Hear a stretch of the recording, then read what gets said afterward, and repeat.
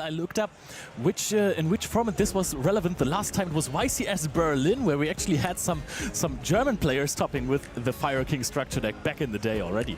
That's true. All right, so we see Dinkabui going first. Quite already, of course, a positive start for him, and he does have the normal summon of Ulcanix. And look at that, Tony has to read Ulcanix in the finals of a YCS. Sure enough, he did not come prepared for this matchup. It's very difficult to play a YCS final and not knowing what your opponent is up to. Yeah, that happened a lot in Europe. I'm gonna be honest, there were so many Rika decks where the cards had to be read by the opponent, and now we have fully understood Ulcanix. Let's see if Tony has an answer to it or he lets it resolve. And this is already full combo for Dinkabui, which most of the time ends up being 2 monsters.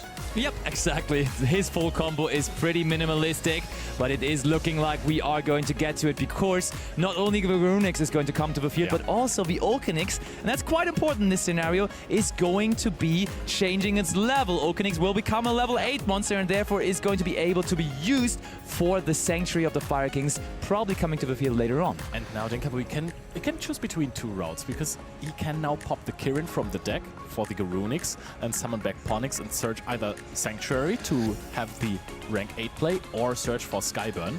His favorite card this weekend, to be honest. Yeah. This card has helped him a lot, but maybe he has access to both of those, but Tony is considering to react to the Kirin effect, I think. Is there possibly a Dominus Impulse which we could use on that? I think that might be a decent timing for it. And we see Tony considering, but no, we do have the allowance of that and Ponix back to the field. And this is the difficult part about not knowing what your opponent is up to, because Tony right now doesn't understand where exactly needs to hit his hand up. Yeah, I mean, if you have Dominus Impulse in hand, it's also a decent point to be made that you just throw it on the Garunix. Yeah, I agree. I mean, you can also still keep Impulse for your turn. I'm sure it will be impactful, but yes, the add of Ponix is very relevant here. Fire King Sanctuary right away also being activated, of course, bringing us the iconic and so old at this point Fire King Island directly to the field. This was quite the addition, quite the boost to the strategy overall, having such consistent access to the main field spell that gets our plays going. That is an interesting one, not choosing to destroy the Ponix to add it back very soon. But, have we even normal summoned? Oh, yes, we do start with the Ulcanix, of course. But we do now use the graveyard effect of Ulcanix as well, trying to bring out... Okay, for the moment... Oh, look at that Molcharmi Fuvalos very, very late. But I mean, Dinkabui didn't give him any chance to activate it earlier. And that is partly the reason why Dinkabui has been so successful with the Fire King control strategy, because he is just very, very fine with this Molcharmi Fuvalos basically being everybody's main deck. Yep. He said it in an interview later on. It's basically sometimes an upstart, sometimes not even that. And this time around, I think he's fine with it being an upstart. Is he playing any triple tactics cards that could be useful now? I don't think he does. He's focusing on other things. More interruptions. Exactly. So, anything else we want to add here? I think Dinkabui also has to consider whether he maybe wants to go a little bit bigger of a combo here, but no, we just set 2 more cards. The classic picture. We had Dinkabui, of course, in multiple feature matches throughout this weekend, and it's the same as he was doing all the way through. Just a couple of monsters, a couple of set cards, and that shall be it. But can he defeat the explosive Maliss strategy, which starts off here strongly by activating Allure of Darkness? Yep, Allure is certainly going to banish the Chassis Cat. Chassis Cat always also dangerous, because sometimes, I mean, this card doesn't do really anything on its own, but if you have another Maliss card in hand, a monster, getting 2 draws and another special summon is huge sometimes. However, Chassis Cat does not activate on summon, so Dinka can interrupt it with Skyburner. Yeah. If he wants to, he can indeed. Also, we could, of course, just use the effect of Sanctuary, but I feel like Dinkabui wants more value out of the Garunix Eternity, because there is the potential for the Maliss deck to summon many, many monsters, and therefore you definitely want to hold this interruption for a later point, I am almost certain. But there is an argument to be made to just use it immediately, because the deck has no problem getting Nibiru at all. And actually, that's because you also almost get a Link Spider out of that. But yeah, I think that the matchup could be bad enough for Fire Kings to basically have to activate something in response to the first thing. Oh, look at Permanence on that. the chassis All right, pad, that works, of course. And I think what I like about this is it plays around these so popular triple tactic talents and also triple tactic thrust for the moment, But of course. The thing is, he didn't use his normal summon yet because he special summoned out the Chassis Cat with Allure of Darkness. So if there is a monster in hand, that monster can just come to the field naturally. But then you might have a very good Garunix. That's what I mean. Oh, second copy another of Allure of Darkness. We did not have access to the draw 2 that Chassis Cat is providing, but Allure of Darkness number 2, making it 4 cards in total that Tony has drawn now already. This card has been a menace ever since. Ooh, but he drew it to Dimension Shifter, which doesn't do anything here anymore. He needed that on his opening hand, but he did not have it there. Drawing into it here later on, when the graveyard is already filled with a couple of different cards. Could see some cards in his hand so far. Doesn't look the craziest for Tony. He has to find a way to play around multiple possible interactions. So he knows about the Garunix of Eternity. But what else could there be? We have seen quite the cards from the decklist of Dinkabui already. This is surprising, honestly. Lingeribo? Oh, it could be Lingeribo, which would be playing around additional trap cards, actually. But we do know that Dinkabui has a very good interruption being a spell card instead the Skyburn. Yeah. But in case this is another Infinite Impermanence or also Dominus Impulse, this certainly doesn't hurt. Yeah, that is absolutely true. However, if he commits now, the Garunix Eternity just gets better. Oh yeah, you're right. And there is now the Druid's Worm. Oh wow, we're trying to force it out here. I think we haven't normal summoned yet.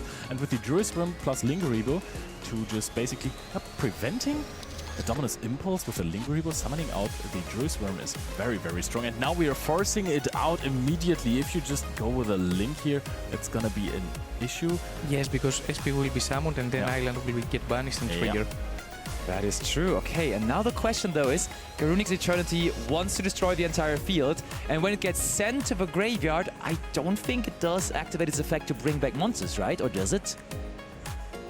No, it has to be destroyed. Therefore, Druid's Worm on the Garunix Eternity could lead to Dinkabui being left without any fire monsters, and that of course is what the Fire King deck always needs, a fire monster on the field. Yep, and keep in mind, there is still not a normal summon from Tony. He hasn't committed anything, basically. These summons that he had so far were all based off of Chassis Cat being banished with the Allure of Darkness and, of course, later on with the Druid's Worm.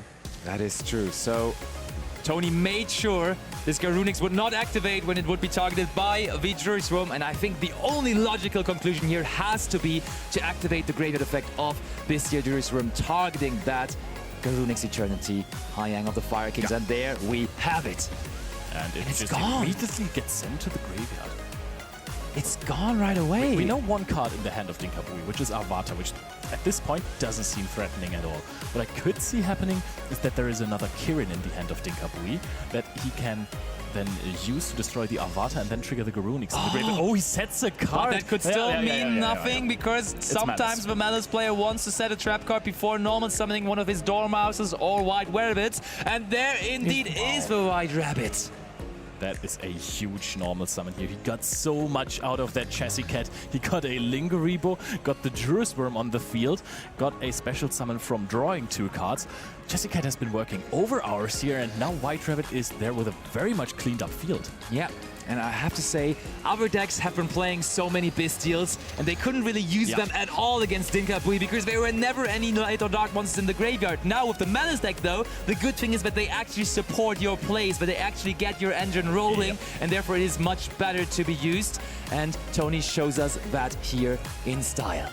Also, there is the thing that Maliss is incredibly strong in Game 1, where there are no Lancea or Meowls or Chaos Hunters in the main deck, actually relevant here. Oh, yep. So this is the deck that Maliss really, really needs to win. And Dinkabui has had a decent start. He has more cards that we don't know of. So Tony is in a good position now, but right, White Rabbit.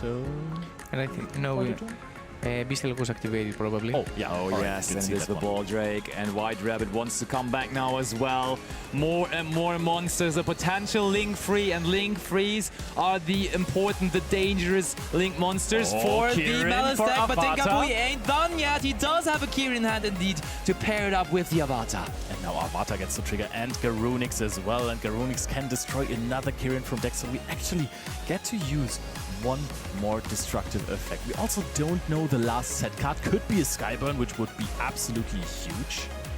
It would indeed be.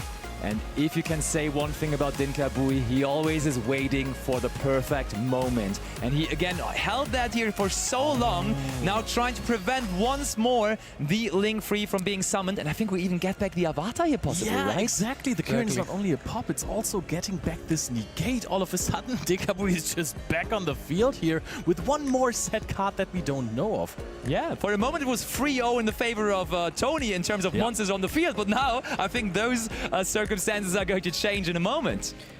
However, at this moment, what will you destroy with Kirin? I mean, of course, White Rabbit is a target, but then GWC can be chained to it.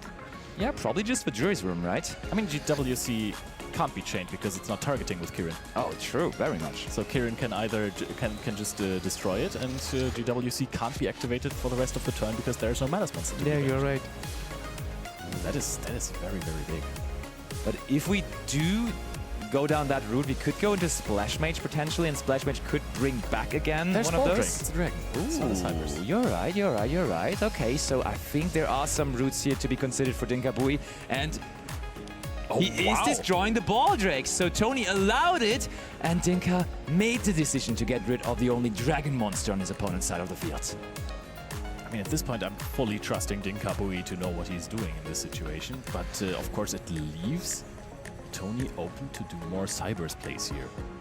It does indeed, but maybe that is what the last set card is there for from Dinka. And also, let's not forget about the Avatar. And one crucial thing here is, I think we had to get rid of the Ball Drake because it would just otherwise be able to attack over the Avatar and then guarantee Tony free play in main phase 2. Therefore, it was a scary card to be facing there. And just to protect the Avatar, to get the value out of the negation effect out of it, we had to destroy the Ball Drake there.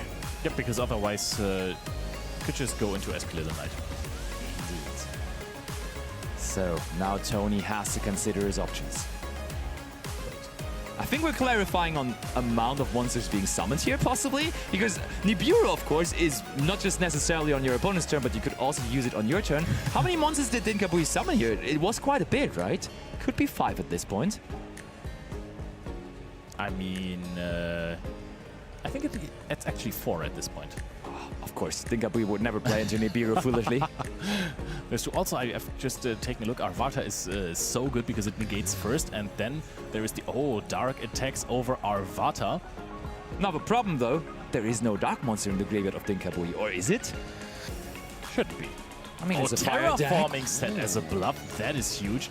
Getting another extender because Dormouse hasn't been used. Funnily enough, the best effect of Dormouse, arguably, to banish some Maliss card from the deck, isn't going to be too useful because we have used White Rabbit and we have used Chessicat so far.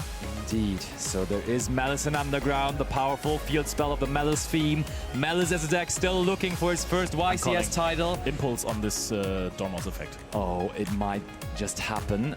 Oh, Dinkabui considering a set card, but allowing it once more. Dormouse to the field. Now again, the opportunity for Tony to go finally into one of his powerful link-free Maliss monsters. Yep, and actually Whitebinder against this version of the Fire King deck is insane. You can take away so many resources at once. However, Garunix are still on the field, so you can't banish those with Whitebinder. However, if you want to, later on you can go into a Hard Crypta and banish one of those. We have already been through our Link Decoder, so that is one card less that we are having. We're banishing the Dormouse, so we can use Crypta twice. That is also a very heads-up play. Won't trigger here, won't be able to be summoned, but you can use Crypta on your turn and then on the opposing turn as well, because you have to shuffle back a Maliss. You cannot summon a Crypta with 2 monsters.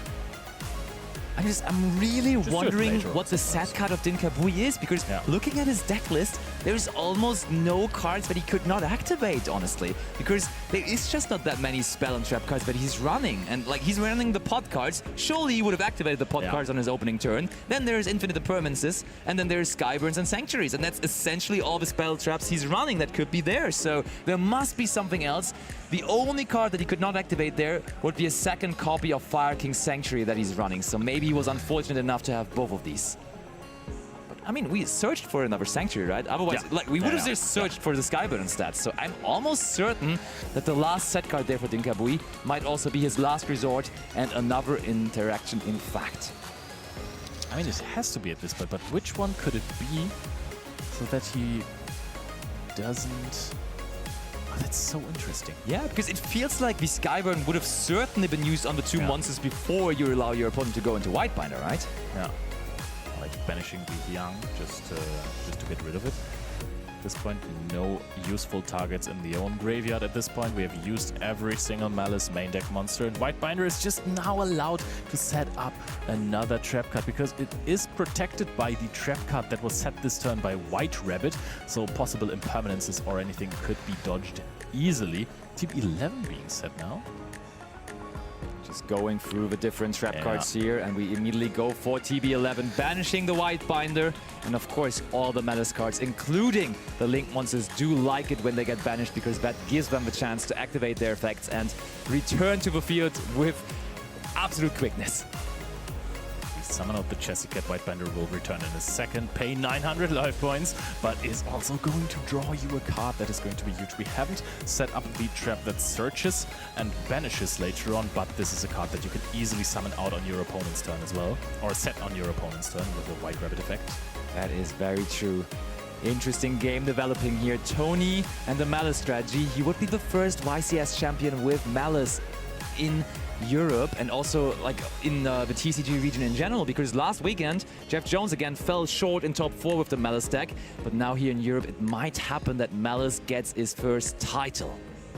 SP Little Knight. Oh, targeting on the Fire King Island. And Dinka already went through all of his graveyard effects, meaning if we do have to destroy Garunix and Garunix, once again, both copies of it, both different versions of it, they would not be able to activate anymore. I mean, Garunix will come back at the standby phase, so True. that is something. But of course, Fire King Island is providing a lot of value. Gets banished, is going to trigger inevitably. Oh, and SP Little Knight banishes the Garunix as well in response. That is genius. So it will return in the end phase, not in the standby phase, to Darkhole. Sets another card. Tony really piloting this matchup fantastically. And now at Tipa's turn, he has GWC that can bring back Whitebinder, bans again monsters from Dinka's graveyard, and of course bring back White Rabbit and set MT7. Yeah, this is looking grim for Dinkabui here. Maliss showing why it is the Game 1 deck of the format right here, because Whitebinder is just such a powerhouse. For sure. Mike, you were saying in the beginning of Game 1 that Tony may not be aware of how the Fire King deck works, but I feel like he piloted his turn there very well, which is impressive considering this is a YCS final and his, of course, first YCS final, compared to Dinkabui sitting there casually playing another YCS final or another final in general. So I think that he probably wasn't comfortable with the new support, the Volcanics. Fair, and I can tell that obviously he knows the old cards. Oh, and that is a scoop from Dinkabui. The GWC was activated. Whitebinder sat on the field and said, hey, this is something I've never seen before. We've seen many ways of people putting out their first 5 cards, but Tony's going in here. Yeah, I think that was a mini Riser detonator he formed there on the table, even though playing the Maliss strategy. Oh, and Dinkabui starts right. off a pot of extra baguettes. That was the card that he top decked in an earlier feature match in top 8 that basically secured him the advancing into top 4 and then later on into the finals. But it does get mad right away with Ash Blossom and Joy Spring. Tony wasting no time. That opens up Hita plays. I'm just saying. You just never want to play to Nip, though. Here. Oh, Pawnix already in the hand, though. So Dinkabui does already have access to his engine. Do you think that Nib is still in the deck? Oh, good point. Good point. Very good point. I mean, how many cards are you going to side out, though? So it's an open discussion, I think, at this point. Fire King Island being activated here. Pawnix is being destroyed. We're going to search for possibly a Garunix, yes. I mean, to be fair, Nip probably almost never really is in a Maliss deck that is also running the Dominus Impulse, right? Very so good point, yeah. you probably can just disregard that card completely, having the idea that they are on Dominus Impulse. I mean, there is the strategy that you side in Nibiru since your opponent doesn't expect them because you run Impulse, and you can caught your opponent off guard. Yeah, that's fair. I like that. I can see that, yeah. And if you have draw both of them, you just keep impulse after the Nibiru. Yeah, and look at Tony. He looks comfortable right now, right? Yeah. Being up a game on the previous YCS champion here on his first YCS top, so why not? He is living the life and seeing Dinkabui again, just summoning 2 level 8 monsters to the field as he does for a living here this event. Garunix and Garunix. Garunix bros are on the field. Very much. Oh, wow. Are we going into Heater? Are we going into Heater? We're going full combo. This is full combo for Dinkabui. He goes, hey, I'm in the YCS finals. If I can do more than necessary, then why don't I? So I think that setting up an extra... Oh, wow. He can actually use the Ulcanix there as well, of course. Promethean Princess is now set up as well. This is just so strong. I like this. This is even better than the usual setup. Now Dinkabui not being scared of Nibiru anymore and just committing here. He knows he's down a game. He has to make things happen. He just saw how powerful the Maliss strategy is, how explosive it is. So we need as much as we get. And I mean, the field looks small, but I'm sure we can back it up with, for example, the Kirin in the hand. Yeah, I mean, the field is extremely small. This is the tiniest full combo I have seen in years. And it's very important that Arvada... I don't think that... I think that's a bait. Maliss in underground. Every single time this happens, I think, oh wow, is that a brick? No. Yeah, it has gotten a theme, right? The same with Unchained, where they always started setting cards first, and now the Maliss deck kind of tricking us like that as well. Dominus Impulse right away on the Dormouse. Dinkabui does not want any Maliss monsters on the field here. We need to start interacting with those cards very, very quickly. However, I want to say, when the Dormouse is summoned, it's a very, very good Promethean Princess. Oh, that is a pass! It's a Is that a pass? Dinkabui! Over to Dinkabui. He read the situation perfectly. Tony with no other plays, and Dinkabui's turn it is again. I mean, who could ever break a field of Fire King Ulcanix? Agreed. I would have not an answer to that. Oh. Wow, now No he has response. Arvada normal summon as well, which is apparently a crazy good play. Destroys the Kirin. We're going to get rid of the set card in just some seconds. Let's see if it was actually a bluff or if it was one of the Maliss traps. Tony considering his good. cards in hand. Does he have a way to stop this? Does he even have a way to interact with this? There aren't that many ways to interact with it, to be fair. So we have to see. Tony thinking about it. If he wants to chain the set card, he better does it now, because otherwise Dinkabui is getting rid of it shortly.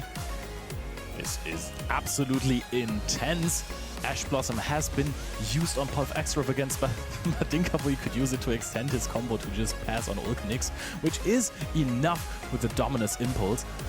And this is very interesting. Of course, we are also seeing that Fire King Island destroyed the Kirin, so actually, apparently in this deck, if you add Arvada with Fire King Island, you are signalizing that you have Kirin in hand. Oh, Dominus Impulse is used on the last chain link there. Which is Garunix. Yeah. So we are going to see the Kirin pop summon something back. It does, sure enough, look like that. Oh wait, Dinkabui thinking about a response here possibly. Oh, yeah, Or Arvada, maybe it is of course. Tony that is Oh, thinking wait, about you don't. adding another chain link here, but no, we do get to resolve things, and now the set card is gone, and it was indeed it was a TB11. Maliss trap. Yeah, it was TB11, true. And I mean, that's already big monsters on the field here. We are definitely pressuring the life points of Tony, who decimated them himself already by paying 300 for the activation of Dormouse. I wouldn't be surprised if Dinkabui can pull this off here. We do go for the Ponix. A Ponix for a Ponix, an eye for an eye here in this duel. Dinkabui now going to add the Sky Fire? Skyburn. Skyburn, of course. Someone With was a asking burning me. passion, he is summoning fire monsters. Heater and the again. second Heater. We did not banish any Heaters. We can just use the second one as well. And there is the Promethean Princess now. The Princess, of course, he's playing multiple copies for the Pot of Extravagance. This is so much damage. Dinkabui is trying to go for game immediately. This field has snowballed This so is absolutely quickly. game. And he picks up his cards. Dinkabui forces a game number 3. As you said, Basti hasn't done that before. There we have them, ready and roll. 15 minutes left on the clock should secure us a good and entertaining game number 3. Dinkabui, no artifact Lensei in the standby phase, At the which is moment. already, of course, not the greatest start, but we know that he does have the Chaos Hunter option as well, possibly coming into his hand here. He hopes for it, that's for sure. Going to see Allure. Are we chaining Lancea to that? No. Oh, chain Dimension shifter. Shifter activated is here from crazy. Tony, and it is crazy indeed.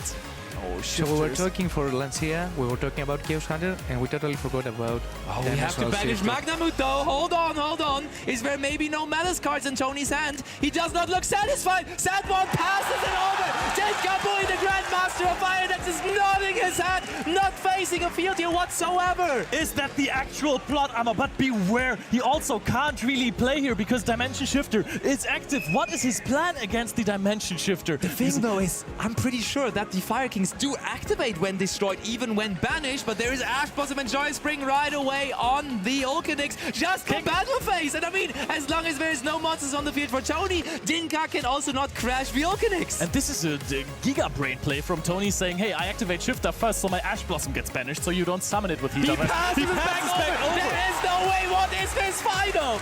Dinkabui is now sitting there with a graveyard that actually can be... Another Ulcanix is being summoned! Now, pop your Ulcanix from your field or a card from hand that could be even better. There's another Ash Blossom, but we already have the Heater set up. Can Heater get back the Ash Blossom? 2 cards left in hand for Tony. Oh my, Dinkabui has the advantage of monsters on the field. Look at Tony. 5 cards in hand as well. I think that he already knows.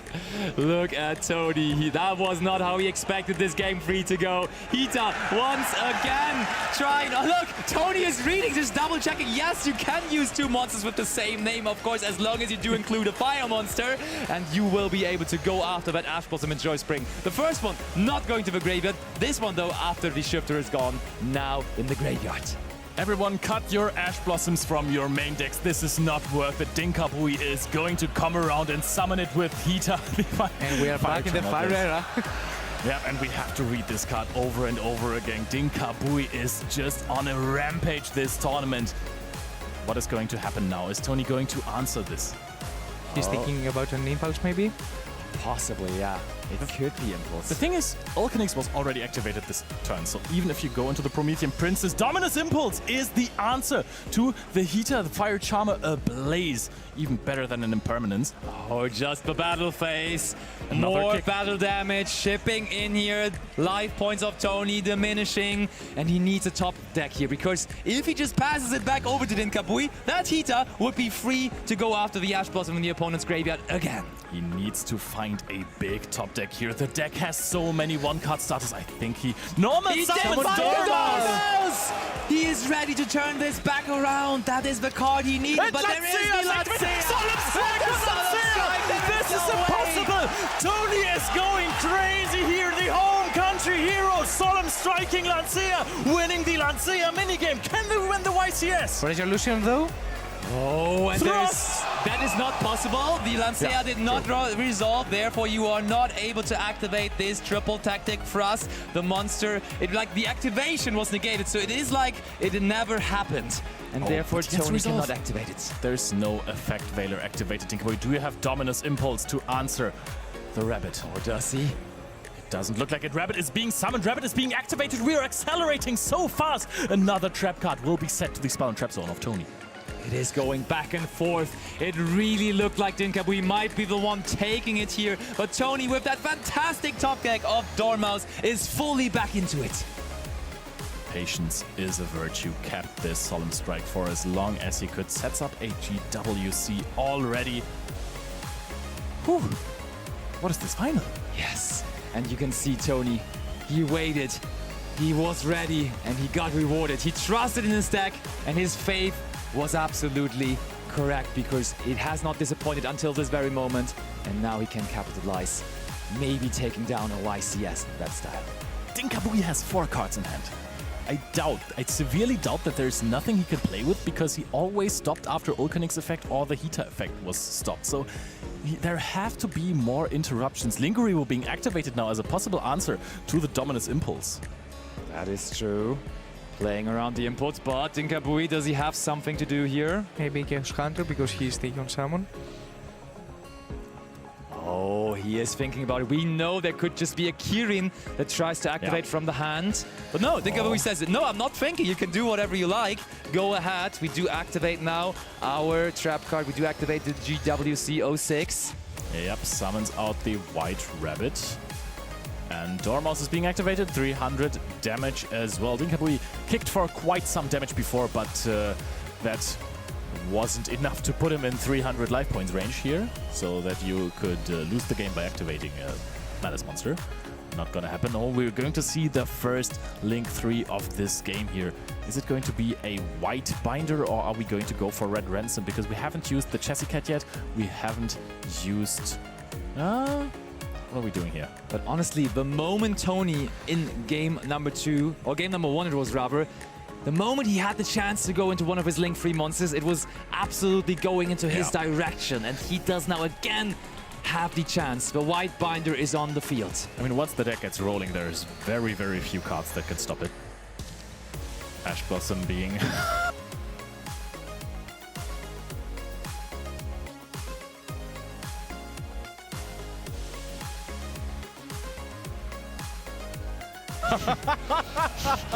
Ash Blossom being banished by White Binder is pure comedy gold, and actually a smart decision on the side of Tony, because we have seen what Hita does, and I mean, you have to consider Hita, especially when it's in the field versus you.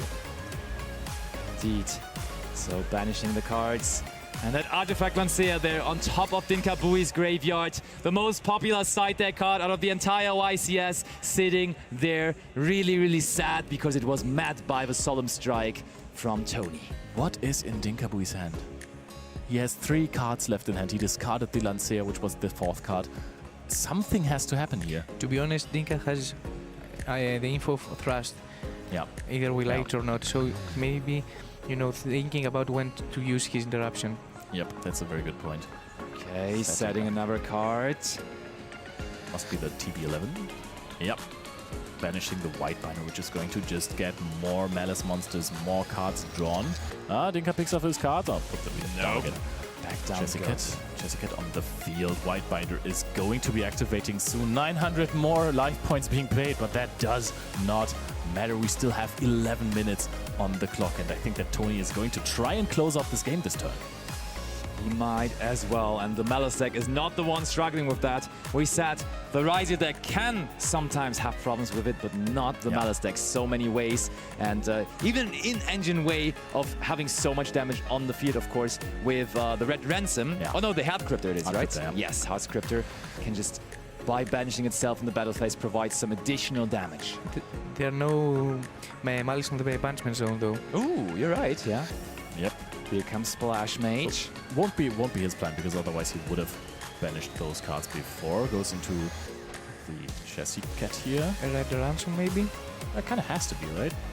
It is indeed Red Ransom. Dinkabui nodding his head still. Tony keeps on going. Tony's life points, though, have been going down quite a bit This here. is a little interesting, because what are we doing with the Red Ransom here and with the field spell? Because, we haven't used Chessy Cat banishment effect, right? I'm pretty sure we have not, and that's what Tony is thinking. That's what he's searching for there in his deck. And that is the Chessy Cat also activating, further lowering his own life points, but of course getting rewarded with many monsters that he summons off of that. The thing is, if he goes for an access code talker play to close out the game quickly, Hita will trigger. Can Hita get him anywhere? Yeah, because then he can activate Thrust, but the field will be empty, though. Yep. And no monster will be on the field. But so can Hita get Dinkabui anywhere? I think that's here. So we are going to link off Red Ransom and the Chessy Cat. By now we have used all of the Maliss cards that are currently in the graveyard, except for Red Ransom that just hit the... What is this going to be now? I have no idea. I'm Probably interested. Access. Yeah, must be access code talker actually. Tony, considering his options, actually not really sure himself. What is this going to be? I mean, the thing is, the Hita is very scary. Firewall Dragon, maybe? Look, he's considering Firewall as well. I mean, Firewall is a better way to clear out the Hita, possibly. But you have to go link it. Yeah. Okay, there Firewall is Dragon. Firewall Dragon, indeed. Is he just gonna attack over it now? What is happening? Is he just attacking? Honestly, Basti, Mike? we had so many monsters, and now all of this is just ending in one singular Firewall Dragon. Tony kept on going, and maybe he just went autopilot and he's just passing it back over to Dinkabui.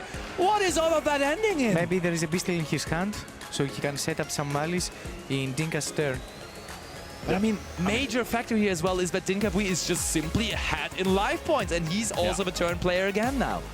8 minutes left remaining, and Dinkabui can't activate the heater, but it is a Link 2 monster already established on the field. He has 4 cards in hand now, if I'm not mistaken, and those cards will have to get him somewhere. Something has to happen with those cards. It didn't stop anything from the Maliss engine. They have to proactively make the turns better, right? Can you just go battle phase attack? I mean, surely it's a Garunix? Yeah, that's the case. There has to be a Garunix. Okay. Looks like we are trying to... What are we thinking about here? I mean, we're crashing to summon out Garunix. I think so too, but they are Cheetah contemplating. can also options here. add stuff Yeah. like Vulcanix, Kirin. I don't think it can add Vulcanix, right? Can it add Onyx? Or is it... Wait, let me actually check.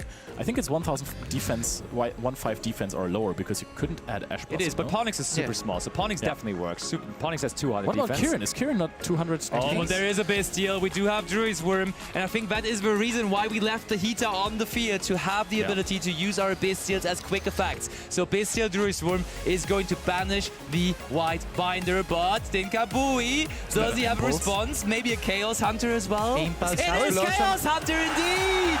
He has the answer, and he's discarding his Garunix. Wait a second, because, oh, there's another Chaos Hunter here. It can't be bounced as well. Garunix is in the graveyard. Doesn't matter if it's in the hand or not. We're going to co-link the Firewall Dragon, the iconic boss monster, but does it help him? Double Chaos Hunter. We may have not resolved our Artifact Lancea, but we have a double better version of Artifact Lancea now with Chaos Hunter on the field, having the continuous effect that your opponent cannot banish cards. This is absolutely crazy right now. So what does that mean? Firewall Dragon can bounce the Heater Fire Charmer Ablaze to the hand right now. Won't do it though. Now Garunix is going to be able to trigger in the graveyard. Heater is going to be able to trigger and give him Kirin or a Ponyx, or maybe Avatar even. We are going to attack. We take some damage, but still massively ahead in life points here. Of course, note please, Tony again paid more life points, down to 2050. Definitely not that much more here. And we only have 6.5 minutes remaining. Is Dinkabui really lining up here for another YCS victory? Tony allows him now to activate the effect of Heater here. I mean, you are playing Maliss in a YCS final game 3 and you're facing 2 Chaos Hunter. I cannot imagine how Tony's feeling right now. Yeah, but that is... He revealed the triple tactics thrust way too early when he couldn't activate it. Given that information, Dinkabui just didn't activate the Chaos Hunters when he didn't have to. So now, on his turn, proactively he can summon them out. Yeah. Very interesting. It also didn't chain them to the Druid's Worm. I mean, Chaos Hunter only works on the summon of the monster, right? really? Isn't Right, that how Chaos Hunter indeed. works? I think On so, the yeah. special summon of the monster.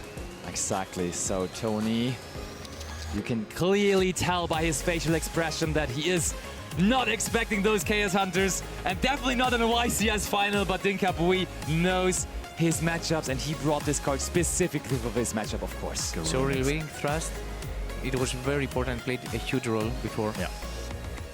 Garunix coming in hot here is going to not coming in hot here. We're still waiting for this. So Garunix, what could possibly happen now? Garunix can special summon itself out in the damage step already. We have taken some damage. Firewall Dragon can still bounce once it is co-linked to once. It can only do that once per duel, if I remember correctly. It's been a while with this card. Garunix would summon itself out, can pop Kirin. There is nothing in the graveyard that profits from a Kirin. I don't think it is one per duel. Rather than Actually, once. one thing that we are considering right now, one thing that is getting debated here right now, I think, is whether you can even activate 2 Chaos Hunters on the same chain. And I'm honestly not entirely Apparently, sure, yes. but it seems like we do have the confirmation now. Judges, of course, very good to make sure in the YCS final that everything is going right. And it is going right. You have 2 Chaos Hunters on the field for Dinkabui. Kirin summons out the Avatar. Or the Avatar summoned itself out. And I think that's game actually. Is it game? Oh, Yeah, it's so Tony much is damage already. 2000 life points. Druid's Worm is still like the it. best. Yes, Yes, that's good. Dinkabui runs over the last monster.